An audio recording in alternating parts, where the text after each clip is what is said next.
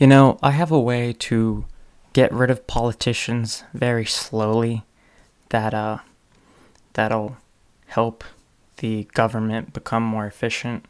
So that way, old pieces of shit in the government they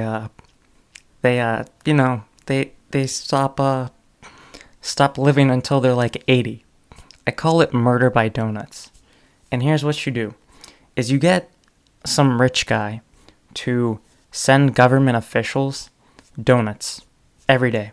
Like, just send them a box of donuts every day. And the reason why this would work is because government officials are used to getting shit for free, so they're not really going to question it. But the thing is, you have to keep this a secret, because if word gets out that government officials are getting donuts to shorten their lives, then they'll stop eating the donuts that they get. And the good thing about this is that you'll be stimulating the local economy of wherever your most hated government official lives, because you're going to have a standing order of 12 donuts every day. So that means the economy is getting more money, right? And it might start to have a more positive impact sooner. So let's say the guy you're sending the donuts to is like 50 years old. He's already starting to have health problems. So he, as soon as he starts eating a donut every day, that's going to add on to it. So he might start going to the doctor more, have more health issues, have to miss work. And so that might end up forcing him to retire a little bit more sooner, right? And you can switch it up every once in a while. Instead of just sending him donuts every day, send him chocolate, send him ice cream, send him a cake on his birthday. And that way he doesn't get bored of his the donuts that are being sent to him every day.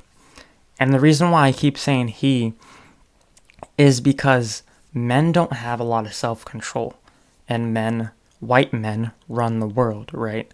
And a woman won't be eating donuts every day, so it's more likely to work on them, right? Yeah. And the thing is that this doesn't have to just apply to government officials. This can apply to you at work. If you have a person at work that you are kind of like at the same level as them, and your work rivals, right? So you can start feeding them donuts or sugary things to get their work to be like, the quality of their work to not be as good. And so what you do is you eat with them. You go to the cafeteria and then you say, hey, maybe we should get dessert. And then what you do is you get a small dessert and then try to convince them to get like the huge dessert. And that way they're a little slower at the end of the day. And then the quality of their work is slower. And once they start doing worse, your average work will look better and you'll get promoted. And there are also foods that they look at like better than donuts health-wise, but they're not.